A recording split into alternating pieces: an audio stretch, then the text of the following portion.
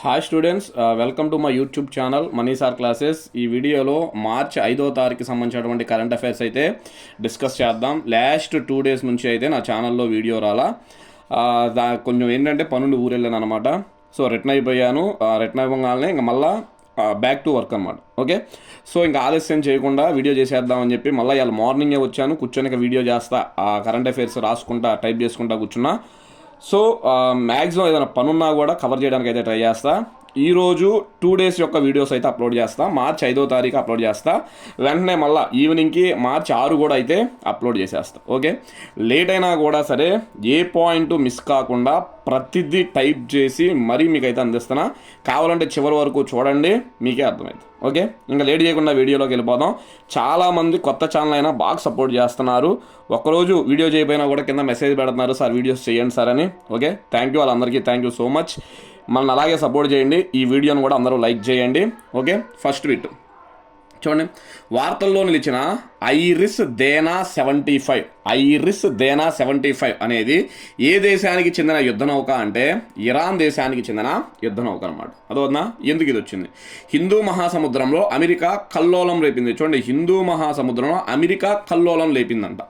విశాఖపట్నం నుంచి ఇరాన్ వెళ్తున్న యుద్ధ నౌక ఐరిస్ దేనా 75ను మార్చి 4న అమెరికా జలాంతర్గామితో ముంచేసింది. జలాంతర్గామి అంటే సబ్మెరైన్ అనమాట. చూడండి, ఇరాన్ దేశానికి చెందిన ఒక యుద్ధ నౌక విశాఖపట్నం వచ్చి మళ్ళీ ఇరాన్ వెళ్తుంది హిందూ మహాసముద్రంలో నుంచి. దీన్ని సబ్మెరైన్ ద్వారా అమెరికా ఏం చేసిందంటే కూల్చేసిందంట. అదోనా, అందుకనే వార్తల్లోకి వచ్చింది. దాడి సమయంలో నౌకలో 180 మంది ఉన్నారు. వారిలో 32 మందిని శ్రీలంక రక్షణ దళాలు కాపాడాయి. హిందూ మహాసముద్రానికి దగ్గరగా ఉన్న దేశం శ్రీలంకకి ఈ విషయం తెలిసి వెంటనే వెళ్ళి అక్కడ ప్రజలను కాపాడడం అయితే జరిగింది. 32 మందిని శ్రీలంక రక్షణ దళాలు కాపాడాయి. 87 మృతదేహాలు లభించాయి.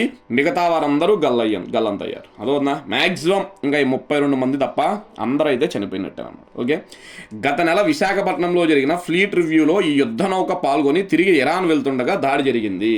చూడండి, మీకు ఫిబ్రవరి 19వ తారీఖు వీడియోలో చెప్పాను. ఫ్లీట్ రివ్యూ విశాఖపట్నంలో జరుగుతుంది, మిలాన్ కార్యక్రమం విశాఖపట్నంలో జరుగుతుందని చెప్పాను. దానికి యుద్ధనౌక మన భారతదేశంలోని విశాఖపట్నానికి వచ్చి తిరిగి వెళ్తుండగా ఈ దాడి అయితే జరిగింది. ఆల్రెడీ అమెరికా ఇజ్రాయెల్ మధ్య యుద్ధం జరుగుతుందనే విషయం మనందరికీ కూడా తెలిసిందేనమాట. ఓకే, నెక్స్ట్ దాని తర్వాత చూడండి, రెండో బిట్టు రైసినా డైలాగ్ 2026 ఎక్కడ జరగనుంది అంటే న్యూఢిల్లీ. 2026 న్యూఢిల్లీ. ఇది ఎప్పుడు కూడా న్యూఢిల్లీలోనే జరిగిద్ది.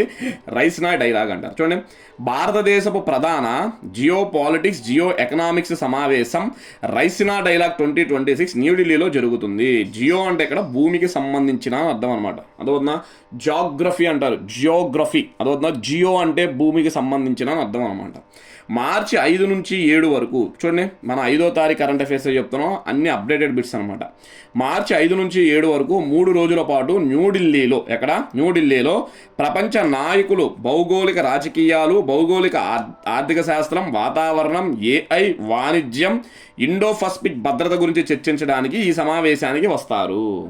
మరి ఈ సమావేశం యొక్క థీమ్ అనమాట సంస్కార, అసర్షన్, అకామిడేషన్, అడ్వాన్స్మెంట్. చూడండి, సంస్కార, అసర్షన్, అకామిడేషన్, అడ్వాన్స్మెంట్ అనేది ఈ రైసినా డైలాగ్ యొక్క థీమ్ అనమాట. థీమ్స్ చదువుకోండి, ఈ మధ్యకాలంలో బాగా ఇస్తున్నాడు. 2016లో ప్రారంభించబడిన ఈ సమావేశం ప్రతి సంవత్సరం న్యూఢిల్లీలో జరుగుతుంది. ఎవ్రీ ఇయర్ ఎక్కడ జరిగిద్దంట? న్యూఢిల్లీలో అయితే జరిగిద్దంట. ఓకే, నెక్స్ట్ మూడో బిట్ చూడండి. T20 ప్రపంచ కప్లో అత్యంత వేగంగా సెంచరీ చేసిన బ్యాటర్గా ఎవరు రికార్డు సృష్టించారు? చూడండి, అత్యంత వేగవంతమైన సెంచరీ చేసిన ఆటగాడు ఎవరు T20 వరల్డ్ కప్లో అంటే ఫిన్ అలెన్ అంటారు. ఏం పేరు? Finn Allen. న్యూజిలాండ్ దేశానికి చెందిన స్టార్ బ్యాటర్ ఫిన్ అలెన్ కేవలం 33 బంతుల్లోనే సెంచరీ చేసి T20 ప్రపంచ కప్లో అత్యంత వేగంగా సెంచరీ చేసిన ఆటగాడిగా రికార్డు సృష్టించాడు. 2016లో క్రిస్ గేల్ అంటే వెస్టిండీస్ దేశానికి చెందినవాడు. అదవుతుందా, 2016లో క్రిస్ గేల్ ఇంగ్లాండ్ దేశంపై 47 బంతుల్లోనే శతకం బాది రికార్డు సృష్టించగా ఇప్పుడు ఫిన్ అలెన్ 33 బంతుల్లోనే శతకం చేసి చరిత్ర సృష్టించాడు. చూడండి, అంతకుముందు రికార్డు 47 బంతుల్లో సెంచరీ అంట క్రిస్ గేల్ ఇంగ్లాండ్. ఇప్పుడు ఈ రికార్డు పోయింది. ఈ రికార్డు తొలగించి ఎవరు వచ్చారు? Finn Allen. క్రిస్ గేల్ చేతిలో ఫిన్ అలెన్. ఏ సంవత్సరం? 2026. ఎన్ని బంతుల్లో? 33 బంతుల్లోనే సెంచరీ చేశాడంట. అదవుతుందా, మార్చి 4న జరిగిన మొదటి సెమీఫైనల్లో న్యూజిలాండ్ మరియు సౌత్ ఆఫ్రికా దేశాల మధ్య జరగగా ఈ మ్యాచ్లో ఫిన్ అలెన్ ఈ రికార్డు సాధించడమే కాకుండా న్యూజిలాండ్ జట్టును ఫైనల్కు తీసుకెళ్లాడు. చూడండి, T20 ప్రపంచ కప్లో ఫైనల్కి వెళ్ళిన ఫస్ట్ దేశం ఏదంటే న్యూజిలాండ్ అనమాట. న్యూజిలాండ్ దేశానికి సౌత్ ఆఫ్రికాకి సెమీఫైనల్ జరిగింది. ఎవరు గెలిచారు అంటే న్యూజిలాండ్ గెలిచింది, సౌత్ ఆఫ్రికా ఓడిపోయింది. న్యూజిలాండ్ తరపున ఫిన్ అలెన్ అనే వ్యక్తి 33 బంతుల్లోనే సెంచరీ చేసి T20 ప్రపంచ కప్లో రికార్డ్ అయితే సృష్టించాడు. చాలా చాలా ఇంపార్టెంట్ బిట్ ఇది. నెక్స్ట్ ఇంకొక పాయింట్ ఉంది దానికి సంబంధించి. చూడండి, T20 ప్రపంచ కప్ ఫైనల్కు చేరడం న్యూజిలాండ్కు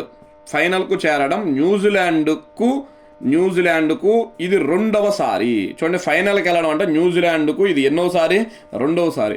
2021లో మొదటిసారి ఫైనల్కి వెళ్ళగా రన్నర్గా నిలిచింది. అంటే న్యూజిలాండ్ ఇంతవరకు వరల్డ్ కప్ గెలవలా, 2 సార్లు ఫైనల్కి వెళ్ళింది. ఫస్ట్ టైం 2021లో వెళ్ళి ఫైనల్లో ఓడిపోయిందంట. మరి ఈసారి కూడా ఏమైద్దో చూద్దాం. ఓకే, నెక్స్ట్ దాని తర్వాత చూడండి 4వ బిట్ అన్నమాట. ఓకే, నీటి దహనం అదొక ఆల్కలిన్ జల విశ్లేషణ వాటర్ క్రిమేషన్ను చట్టబద్ధం చేసిన మొట్టమొదటి యూకే దేశంగా ఏది నిలిచింది? యూకే అంటే యునైటెడ్ కింగ్డమ్ అంటారు. దేశంగా ఏది నిలిచింది అంటే స్కాట్లాండ్. అదవుతుందా? వాటర్ క్రిమేషన్ అంటారు, నీటి దహనం లేదా ఆల్కలిన్ జల విశ్లేషణ అంటారు అన్నమాట. యూకేలో ఆల్కలీన్ల జల విశ్లేషణ అని కూడా పిలువబడే నీటి దహన సంస్కారాలను చట్టబద్ధం చేసిన మొదటి దేశంగా స్కాట్లాండ్ చేసింది. చూడండి, చనిపోయిన వాళ్ళకి ఏంటిది మనకి దహన సంస్కారాలు నీటి ద్వారా చేస్తారంట. అందుకే ఇది పేపర్లో వచ్చింది, నీటి ద్వారా దహన సంస్కారాలంట. 2026 వేసవి నాటికి మొదటి నీటి దహన సంస్కారాలు జరుగుతాయని స్కాటిష్ ప్రభుత్వం తెలిపింది. స్కాటిష్ అంటే స్కాట్లాండ్ ప్రభుత్వం తెలిపింది. ఆల్కలిన్ జల విశ్లేషణ లేదా నీటి దహనం అనగా అసలు ఏంటి? ఇదంటే ఏంటి అనగా శరీరాన్ని బయోడిగ్రేడబుల్ ఫ్రౌడ్ సిల్క్ లేదా ఉన్ని అంటారు. అదవుతుందా? దాంతో తయారు చేసినటువంటి ఒక క్లాత్ లాంటి దాంట్లో చుట్టి సీల్ చేసిన ఛాంబర్ లోపల ఉంచి ఆ గాడి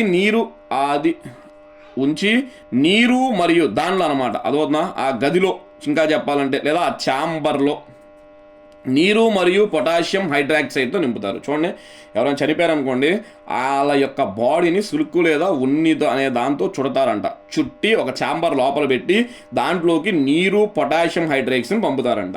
దాదాపు 90 నిమిషాల పాటు 250 డిగ్రీల వరకు వేడి చేస్తారంట. చూడండి, దాన్ని ఏం చేస్తారు? హీట్ని పెంచుతారు, 250 డిగ్రీల వరకు పెంచుతారు. దాదాపు 90 నిమిషాల పాటు ఉంటారు. దీంతో మృదు కణజాలం కరిగిపోయి ఎముకలు మాత్రమే మిగులుతాయి. మృదు కణజాలం అంటారు. అదవుతుందా? ఈ మెత్తటి ఎముకలు బాడీ ఇదంతా ఏమైందో అన్నీ కరిగిపోయి కేవలం ఎముకలు మాత్రమే మిగులుతాయి అన్నమాట. దీన్నే మనం నీటి దహన సంస్కారం అంటారు. అదవుతుందా? వాటర్ క్రిమేషన్ అంటారు. ఆల్కలిన్ జల విశ్లేషణ అనే పేరుతో అయితే పిలుస్తారు. ఏ దేశం అంటే ఇంతకీ ఇది స్కాట్లాండ్ అనమాట. ఓకే, నెక్స్ట్ దాని తర్వాత చూడండి 5వ బిట్టు. T20 ప్రపంచ కప్ను రికార్డు స్థాయిలో ఎన్ని కోట్ల మంది వీక్షించారు అంటే 50 కోట్ల మంది వీక్షించారంట. T20 ప్రపంచ కప్ను రికార్డు స్థాయిలో ఎన్ని కోట్ల మంది వీక్షించారు? 50 కోట్లు. పొట్టి క్రికెట్ అంటే T20 క్రికెట్. పొట్టి క్రికెట్లో ప్రస్తుత T20 ప్రపంచ కప్ వీక్షణల పరంగా సరికొత్త రికార్డును సృష్టించినట్లు ఐసీసీ అంటే ఇంటర్నేషనల్ క్రికెట్ కౌన్సిల్ అంటారు. అదొక ఐసీసీ చైర్మన్ జైషా ప్రకటించారు. ఇప్పటి వరకు ఈ మెగా టోర్నీని వీక్షించిన వారి సంఖ్య ఏకంగా 50 కోట్ల మైలురాయిని దాటిందని తెలిపారు. T20 ప్రపంచ కప్లో చరిత్రలో ఇదే అత్యధికమని తెలిపారు. చూడండి, 50 కోట్ల మంది మ్యాచ్ని చూశారంటే అది మామూలు విషయం కాదన్నమాట. ఓకే, నెక్స్ట్ దాని తర్వాత 6 అంతర్జాతీయ నిరాయుధీకరణ మరియు అణ్వస్త్ర వ్యాప్తి నిరోధన అవగాహన దినోత్సవం ఏ రోజున అంటే మార్చి 5. అంతర్జాతీయ నిరాయుధీకరణ మరియు అణ్వస్త్ర వ్యాప్తి నిరోధన అవగాహన దినోత్సవం మార్చి 5వ తారీఖు. అంత ఇంపార్టెంట్ ఏం కాదులే, జస్ట్ మనకి కనబడింది అందుకనే చెప్తున్నా. నెక్స్ట్, మరణించిన ప్రముఖ పాత్రికేయ దిగ్గజం ఎవరు అంటే హెచ్కే దువా అంటారు. అదోనా హెచ్కే దువా అంటే ఎగ్జామ్ ఎలా అడగచ్చు అంటే ఇటీవల మరణించిన హెచ్కే దువా ఏ రంగానికి చెందినవాడు అంటే పాత్రికేయ రంగం అనమాట. అదవుతుందా? పాత్రికేయ రంగం. పాత్రికేయ దిగ్గజం మాజీ రాయబారి రాజ్యసభ మాజీ సభ్యుడు హెచ్కే దువా మరణించారు. 2009 to 2015 మధ్య ఈయన రాజ్యసభ సభ్యుడిగా కూడా పనిచేశాడు. ది హిందుస్థాన్ టైమ్స్కు ఎడిటర్గా, చూడండి మనకి పేపర్ ఉంటుంది కదా హిందుస్థాన్ టైమ్స్, దానికి ఎడిటర్గా, ఇండియన్ ఎక్స్ప్రెస్ ఈ వార్తాపత్రికకు ఎడిటర్ ఇన్ చీఫ్గా, టైమ్స్ ఆఫ్ ఇండియాకు ఎడిటోరియల్ అడ్వైజర్గా ఈయన గతంలో పనిచేశాడు. చూడండి, చాలా పెద్ద పెద్ద పేపర్లకే ఈయన ఎడిటర్గా పనిచేశాడు. 2001 నుంచి 2003 వరకు డెన్మార్క్లో భారత రాయబారిగా కూడా సేవలు అందించారు. చూడండి, డెన్మార్క్లో భారత రాయబారిగా కూడా పనిచేశాడంట. ఎవరిదంతా కూడా హెచ్కే దువా అంటారు. నెక్స్ట్ ఇంకొక పాయింట్ ఆయన గురించి చూడండి, ఆయన గురించి ఇంకా ఈయన గతంలో భారత మాజీ ప్రధానులైన అటల్ బిహారీ వాజ్పేయి, హెచ్డి దేవగౌడలకు మీడియా సలహాదారుగా, మీడియా అడ్వైజర్గా కూడా పనిచేశాడు. చూడండి, అటల్ బిహారీ వాజ్పేయి ప్రధానిగా చేశారు, హెచ్డి దేవగౌడ ప్రధానిగా పనిచేశారు అనమాట. అదవుతుందా? సో వీళ్ళిద్దరి దగ్గర మీడియా అడ్వైజర్గా కూడా హెచ్కే దువా పనిచేశాడు. ఓకే, ఇతనుకు 1998లో పద్మభూషణ్ అవార్డు కూడా వచ్చింది. చూడండి, ఇప్పుడు 98లో పద్మభూషణ్ అవార్డు కూడా వచ్చిందంట. ఓకే, నెక్స్ట్ దాని తర్వాత చూడండి 8వ బిట్ అనమాట. చూడండి 8, వార్తల్లో నిలిచిన మోంటానా విశ్వవిద్యాలయం, మోంటానా యూనివర్సిటీ ఏ దేశంలో కలదు అంటే అమెరికాలో కలదు అనమాట. ఎక్కడ? అమెరికాలోని మిస్సౌలా అంటే ఇది ఒక జిల్లా పేరు. అక్కడ మిస్సౌలా అనేది ఒక జిల్లా పేరు. జిల్లా కాదు, రాష్ట్రం పేరు అనమాట. అమెరికాలోని మిస్సౌలాలోని మౌంటానా నగరంలో మౌంటానా విశ్వవిద్యాలయంలో మొట్టమొదటి మహాత్మా గాంధీ విగ్రహాన్ని ఆవిష్కరించారు. చూడండి, అమెరికా దేశంలోని మిస్సౌలా రాష్ట్రంలోని మౌంటానా అనే ఒక నగరంలో యూనివర్సిటీ ఉంది. ఆ యూనివర్సిటీని ఏమని పిలుస్తారు అంటే మౌంటానా యూనివర్సిటీ అనే పిలుస్తారు. ఇక్కడ మహాత్మా గాంధీ యొక్క విగ్రహాన్ని ఆవిష్కరించారంట. ఈ విగ్రహాన్ని భారత ప్రభుత్వమే బహుమతిగా అందజేసింది. మన ఇండియన్ గవర్నమెంట్ వాళ్ళకి బహుమతిగా ఇచ్చిందంట. భారతదేశం మరియు అమెరికా రాష్ట్రం మోంటానాల మధ్య సాంస్కృతిక దౌత్యంలో ఇదొక ముఖ్యమైన క్షణాన్ని సూచిస్తుంది. ఇది గాంధీ శాంతి మరియు అహింస, చూడండి ఇక్కడ హింస కాదు అహింస తత్వశాస్త్రం పట్ల ప్రపంచవ్యాప్తంగా ఉన్న గౌరవాన్ని హైలైట్ చేస్తుంది. సింపుల్గా ఇవన్నీ పక్కన పెడితే ఈ విగ్రహం ఎక్కడుంది ఏంటి అనేది గుర్తుపెట్టుకోండి. నెక్స్ట్ 9 చూడండి, 9 భారతదేశ పర్యటనకు వచ్చిన అలెగ్జాండర్ స్టబ్ ఏ దేశ అధ్యక్షుడు అంటే ఫిన్లాండ్. భారత పర్యటనకు వచ్చిన అలెగ్జాండర్ స్టబ్ ఏ దేశానికి చెందిన అధ్యక్షుడు అంటే ఫిన్లాండ్. 4 రోజుల పర్యటన నిమిత్తం ఫిన్లాండ్ అధ్యక్షుడు అలెగ్జాండర్ స్టబ్ మార్చి 4న ఢిల్లీకి చేరుకున్నాడు. చూడండి, డేట్స్తో సహా ఇస్తున్నా, ఎందుకంటే చాలామంది మొన్న గ్రూప్ డి ఎగ్జామ్లో సార్ బ్రాకెట్లో మెన్షన్ చేశాడు, సార్ మార్చి నెలలో భారతదేశానికి వచ్చిన ఫిన్లాండ్ అధ్యక్షుడు ఎవరు, ఇట్లా మంత్ని ఏం చేస్తున్నాడంటే మెన్షన్ చేశాడంట. మన కరెంట్ అఫైర్స్ ఏది గ్రూప్ డిలో 20 మార్కులు కరెంట్ అఫైర్స్ అడిగాడు. మామూలు విషయం కాదు ఇది, 20 మార్కులకి ఓన్లీ కరెంట్ అఫైర్స్ అడిగాడు అన్నమాట. అదోనా, అందుకని కుదిరితే డేట్స్ కూడా చెప్పండి అన్నారు. అందుకనే మ్యాక్సిమం ప్రతి దాంట్లో కూడా ఈ మంత్ అలాంటివి చెప్తున్నా. మన ఎన్టీపీసీలో అయితే జిల్లాల గురించి అడిగాడు, అది ఏ జిల్లాలో ఉంది, ఇదే జిల్లాలో ఉందని అడిగాడు. అందుకని జిల్లాల గురించి కూడా నేను అప్పుడప్పుడు చెప్తానే ఉన్నాను అన్నమాట. ఓకే, సరే చూడండి, 4 రోజుల పర్యటన నిమిత్తం ఫిన్లాండ్ అధ్యక్షుడు అలెగ్జాండర్ స్టబ్ మార్చి 4న ఢిల్లీకి చేరుకున్నాడు. విదేశీ వ్యవహారాల శాఖ సహాయ మంత్రి కీర్తివర్ధన్ సింగ్ ఈయనకి స్వాగతం పలికారు. అదవుతున్నా, కీర్తివర్ధన్ సింగ్ విదేశీ వ్యవహారాల శాఖ సహాయ మంత్రి అంట, ఈయన స్వాగతం పలికారు. అనేక రంగాల్లో ఒప్పందం కోసం మార్చి 5న మోడీతో చర్చలు జరపనున్నారు. తరువాత రాష్ట్రపతి ద్రౌపది ముర్ము, ఉపరాష్ట్రపతి రాధాకృష్ణన్తో కూడా ఈయన భేటీ అయితే కానున్నారు. ఓకే, నెక్స్ట్ దాని తర్వాత చూడండి 10వ బిట్టు. సాత్ నిశ్చైత్రి అనే కార్యక్రమాన్ని ఏ రాష్ట్రం ప్రారంభించింది అంటే బీహార్. సాత్ నిశ్చైత్రి అనే కార్యక్రమాన్ని ఏ రాష్ట్రం ప్రారంభించింది అంటే బీహార్ అన్నమాట. బీహార్ రాష్ట్ర ముఖ్యమంత్రి నితీష్ కుమార్ సాత్ నిశ్చైత్రి కార్యక్రమాన్ని ప్రారంభించారు. ఈ కార్యక్రమం కింద రాష్ట్ర వ్యాప్తంగా ఉన్న విద్యను మెరుగుపరచడానికి, చూడండి ఎడ్యుకేషన్కి సంబంధించింది సాత్ నిశ్చైత్రి అనేది, మెరుగుపరచడానికి 54 కళాశాలను ఎక్సలెంట్ సెంటర్స్గా అభివృద్ధి చేయనున్నారు, కాలేజెస్ని డెవలప్ చేయనున్నారు.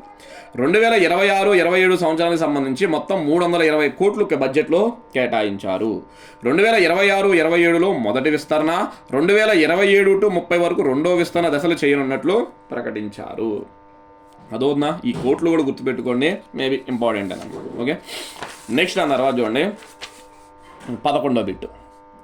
11 ఇండియన్ బైసన్ ఫెస్ట్ ఎక్కడ జరగనుంది. చూడండి, బైసన్ అనేది ఒక రకమైన జంతువు అనమాట. అదోనా, మీరు ఒకసారి గూగుల్లో బైసన్ అని నొక్కితే వాటి ఇమేజెస్ వచ్చేస్తాయి, చూసుకోండి. ఓకే, ఈ ఫెస్టివల్ లాంటిది అనమాట. ఎక్కడ జరగనుందంటే దిబ్రీగఢ్ అభయారణ్యం అంటారు, దిబ్రీగఢ్ శాంక్చురీ అంటారు. ఇంగ్లీష్లో అయితే శాంక్చురీ, తెలుగులో అయితే అభయారణ్యం అంటారు. ఒడిస్సాలోని దిబ్రీగఢ్ అభయారణ్యంలో మార్చి 8న ఇండియన్ బైసన్ ఫెస్ట్ యొక్క 2వ ఎడిషన్ జరగనుంది. స్థానికంగా ఈ బైసన్స్ని గయాలా అని కూడా పిలుస్తారనమాట. ఒరిస్సాలో వీటిని గయాలాస్ అని పిలుస్తారు. హిరాకుడ్ వన్యప్రాణుల విభాగం దీన్ని నిర్వహించనుంది. చూడండి, హిరాకుడ్ వన్యప్రాణుల విభాగం అదోనా దీన్ని నిర్వహించనుందంట. 2026 జనవరి నాటికి దిబ్రీగఢ్లో 848 బైసన్లు ఉన్నాయి. చూడండి, బైసన్ అన్న గౌర్ అంటారు, దానికి ఇంకొక పేరు గౌర్ అని కూడా అంటారు, గుర్తుపెట్టుకోండి. అదోనా ఈ రెండు కూడా ఉన్నాయన్నమాట. దేశంలోనే ఓకే ఇంతవరకు ఒక బిట్టు ఇదైతే గుర్తుపెట్టుకోండి. బైసన్ అన్న గౌరన్న ఒకటే దిబ్రిగఢ్ అభయారణ్యంలో అయితే జరగబోతుందంట. నెక్స్ట్ 12 చూడండి, దేశంలోనే 4 పెద్ద రాష్ట్రాల ఆర్థిక వ్యవస్థలో ఏ రాష్ట్రం అత్యంత నెమ్మదిగా జిఎస్డిపిని నమోదు చేసింది అంటే మహారాష్ట్ర. అదవుతుందా ఏంటి, వృద్ధి రేటు తక్కువగా నమోదవుతుందంట మహారాష్ట్రలో. అసలు జిఎస్డిపి అంటే ఏంటి అంటే గ్రాస్ స్టేట్ డొమెస్టిక్ ప్రొడక్ట్ అంటారు. గ్రాస్ స్టేట్ డొమెస్టిక్ ప్రొడక్ట్ అంటారు. స్థూల రాష్ట్ర దేశీయ ఉత్పత్తి అంటారు. తెలుగులో అయితే స్థూల రాష్ట్ర దేశీయ ఉత్పత్తి అంటారు. ఓకే ఒక్క నిమిషం. జిఎస్డిపి అంటే ఏంటిది, గ్రాస్ స్టేట్ డొమెస్టిక్ ప్రొడక్ట్, స్థూల రాష్ట్ర దేశీయ ఉత్పత్తి అంటారు. చూడండి, దేశంలో జిఎస్డిపి ఉత్పత్తులు అగ్ర రాష్ట్రం. అసలు మామూలుగా ఏ రాష్ట్రంలో వృద్ధి రేటు, దేశీయ ఉత్పత్తి వృద్ధి రేటు ఎక్కువగా ఉందంటే ఫస్ట్ మహారాష్ట్ర, 2 తమిళనాడు, 3 గుజరాత్, 4 కర్ణాటక. ఇవి టాప్ 4 స్టేట్ ఉత్పత్తిలో లేదా ఆర్థిక అభివృద్ధిలో టాప్ 4 అనమాట. అయితే 2021-22 ఫైనాన్షియల్ ఇయర్ నుండి 2024-25 వరకు వృద్ధి రేట్లో మాత్రం వరుసగా మొదటి 4 రాష్ట్రాలలో కర్ణాటక, గుజరాత్, తమిళనాడు, మహారాష్ట్ర నిలిచాయి. అంటే వీటి వరకు తీసుకుంటే, ఈ ఇయర్స్ వరకు తీసుకుంటే ఎక్కువగా వృద్ధి రేటు కర్ణాటకలో నమోదవుతుందంట, తక్కువ వృద్ధి రేటు అయితే మహారాష్ట్రలో నమోదు. అయితే టోటల్గా చూసుకుంటే మళ్ళీ ఏంటి, మహారాష్ట్రలోనే ఫస్ట్ ప్లేస్ ఉంది. టోటల్గా చూసుకుంటే మహారాష్ట్రే ఫస్ట్ ప్లేసు. కానీ ఈ 3 ఇయర్స్ కనుక చూసుకున్నట్లయితే ఫస్ట్ ప్లేస్లో కర్ణాటక ఉందంట. ఈ 3 ఇయర్స్ వరకు నేను చెప్పేది. ఈ 3 ఇయర్స్లో కర్ణాటకలో 65% వృద్ధి రేటు నమోదైందంట. అర్థమవుతుందని నేను చెప్పేది. సో టోటల్గా అగ్ర రాష్ట్రం ఏదంటే మహారాష్ట్రే. జిఎస్డిపిలో అగ్ర రాష్ట్రం అనేది మహారాష్ట్రే, నేను కాదనట్లా. కానీ ఈ 3 ఇయర్స్లో అత్యధిక వృద్ధి రేటు ఎక్కడ నమోదైందంటే మాత్రం కర్ణాటక. ఓకే ఇంపార్టెంట్ అన్నమాట. నెక్స్ట్ దాని తర్వాత చూడండి 13వ బిట్ అనమాట. ఓకే, హట్టి రిసాలా అంటారు. హట్టి రిసాలా అనే ఫెస్టివల్ను ఏ రాష్ట్రంలో జరుపుకుంటారు అంటే మహారాష్ట్రలో జరుపుకుంటారు. అదవుతుందా, హట్టి రిసాలా అనే ఫెస్టివల్ను ఏ రాష్ట్రంలో జరుపుకుంటారు, మహారాష్ట్ర. గత 138 సంవత్సరాల నుంచి మహారాష్ట్రలోని జల్నా జిల్లాలో హట్టి రిసాలా పండుగ జరుగుతుంది. జల్నా అనే జిల్లాలో జరుగుతుంది. ఇది మహారాష్ట్ర యొక్క ప్రతిష్టాత్మక సాంస్కృతిక సంప్రదాయాన్ని తెలియజేస్తుంది.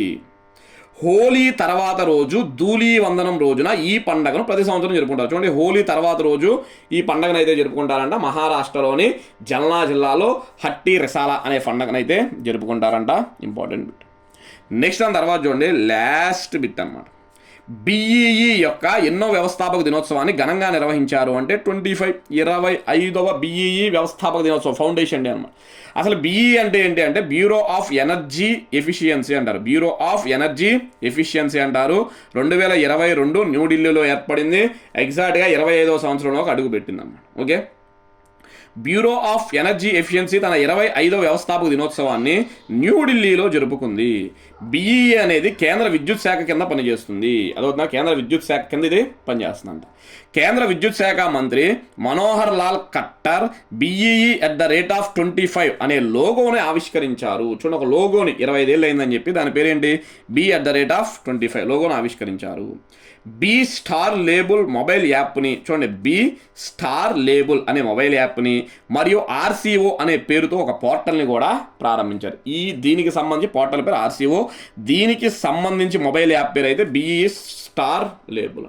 అదవుతుందా, ఇవి స్టూడెంట్స్ మనకి ప్రధానంగా మార్చి 5వ తారీఖుకి సంబంధించినటువంటి కరెంట్ అఫైర్స్. చూడండి, చాలామంది లేట్ అయిపోయింది కదా, ఇంకేదన్నా హడావుడిగా చెప్పేస్తారేమో, మధ్యలో బిట్స్ ఎగ్గొట్టేస్తారేమో, ఇట్లాంటి ఏమైనా ఆలోచనలు ఉన్నాయేమో, ఏమీ లేవు. చూసారుగా, ఇంకా చెప్పాలంటే మార్చి 1 నుంచి 4వ తారీఖు కన్నా అసలు మార్చి 5వ తారీఖు ఎక్కువ కరెంట్ అఫైర్స్ వచ్చినాయి. ఆల్మోస్ట్ 4 పేజెస్ వచ్చినాయి అనమాట. అదవుతుందా, చూడండి ఇక్కడ స్టార్ట్ అయ్యాం, ఇది నెక్స్ట్ ఇది మొత్తం కూడా నిండిపోయింది అనమాట. అదవుతుందా. ఓకే, మీరైతే నాకు కొంచెం సపోర్ట్ చేస్తూ ఉండండి. మళ్ళా వెంటనే వీలైనంత తొందరగా ఈ రోజే మార్చి 6వ తారీఖు కరెంట్ అఫైర్స్ను కూడా మీ ముందుకైతే తీసుకొస్తా. Thank you.